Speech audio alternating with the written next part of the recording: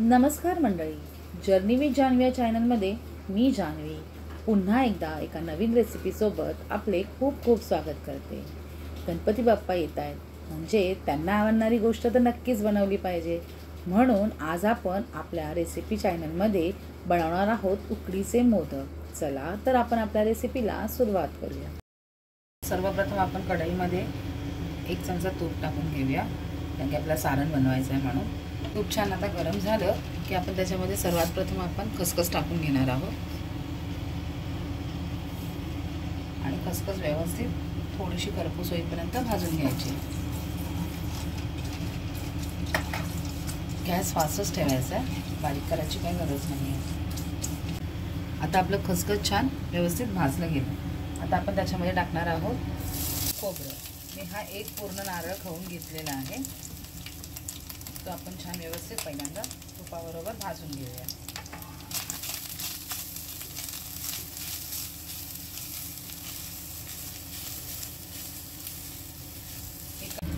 तुम्ही पाहू शकता आपलं खोबरं व्यवस्थित छान सुकलं गेलं आहे, म्हणजे छान भाजलं पण गेलं आहे. आता आपण याच्यामध्ये गूळ टाकूया. मी 1 नारळ घेतला होता, तर एका वाटीला अर्धा वाटी आपल्याला गूळ घ्यायचा आहे. हा मी काळा गूळ घेतलेला आहे. हा आपण छान एकजीव करून व्यवस्थित खोबऱ्याबरोबर भाजून घेऊया. सारण आता आपल्याला जे हे आहे व्यवस्थितपणे बारीक गॅसवरच करायचं आहे, जेणेकरून ते व्यवस्थित सुक्कं आणि सडसडीत होईल.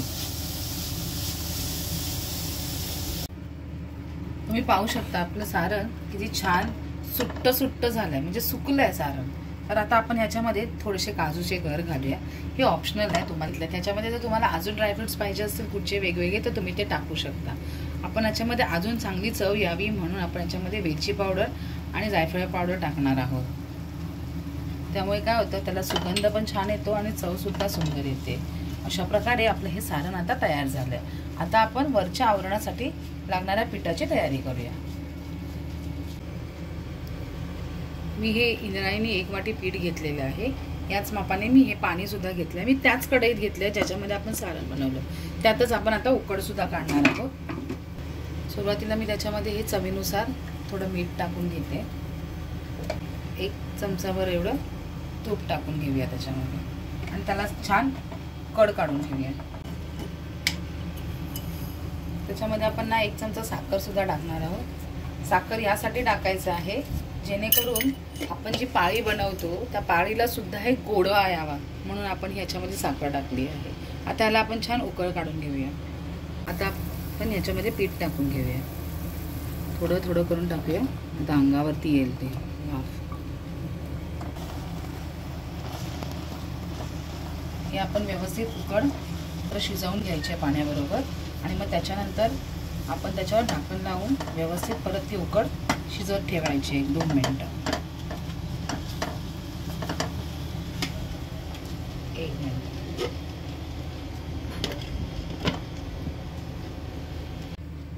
आता आपण उकड आपली ताटामध्ये काढूया आणि मळून घेऊया. गरम गरम असतानाच ती मळली पाहिजे.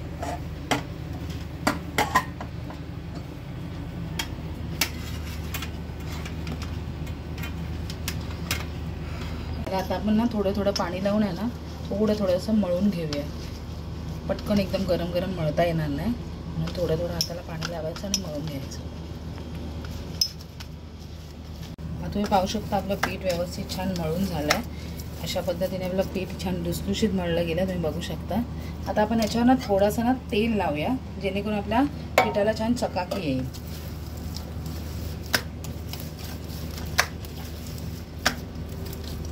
आणि आता आपण आपले मोदक वळायला सुरुवात करूया.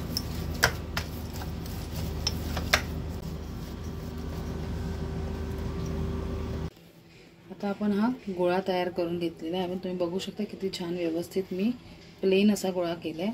आता आपण याला तांदळाच्या पिठाचा हात लावून वळून घेऊया, जेणेकरून याची पाती व्यवस्थित येईल. तांदळाचं पीठ त्याच्यासाठीच लावायचं, तेल किंवा पाणी नाही लावायचं, म्हणजे ते चिटकत राहतं हाताला म्हणून.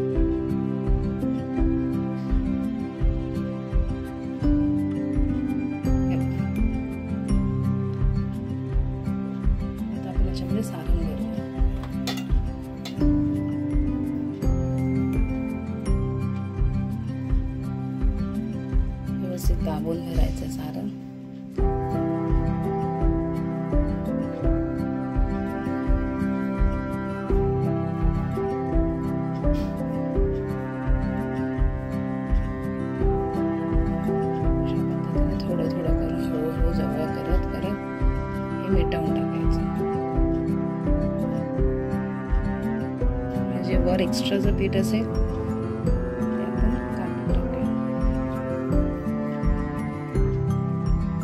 अशा पद्धतीने आपला मोदक तयार झाला.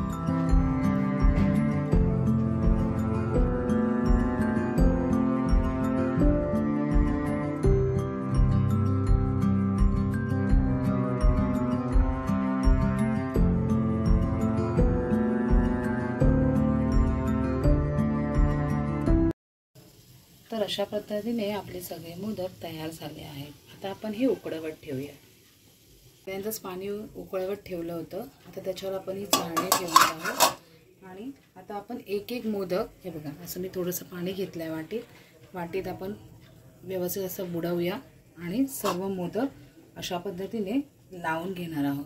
अशाच पद्धतीने आपण हे सर्व मोदक पाण्यामध्ये व्यवस्थित बुडवून ठेवणार आहोत. पाण्यात बुडवून झाल्यानंतर सुद्धा वरून थोडंसं आपण पाणी शिंपडून घ्यायचं आहे, जेणेकरून मऊसूद होतील ते मोदक.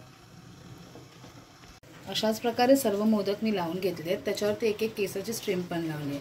तर आता हे आपण 15 ते 20 मिनिटं छान उकळवून घेऊया. तर अशा प्रकारे आपले हे मोदक तयार झाले आहेत. चला तर आता आपण बाप्पाला नैवेद्य दाखवून घेऊया. अशा प्रकारे आपले हे मऊ लुसलुसीत आणि कळीदार मोदक बाप्पाच्या नैवेद्यासाठी तयार झाले आहेत. तुम्ही सुद्धा येत्या गणपतीमध्ये बाप्पाच्या नैवेद्यासाठी कळीदार मोदक नक्की बनवून बघा. आणि हो, मी बनवलेली ही रेसिपी तुम्हाला कशी वाटली ही तुम्ही मला कमेंट करून नक्की कळवा. आणि माझ्या अशाच नवनवीन रेसिपींसाठी जर्नी विथ जान्हवी या चॅनलला सबस्क्राईब करायला मात्र विसरू नका. धन्यवाद.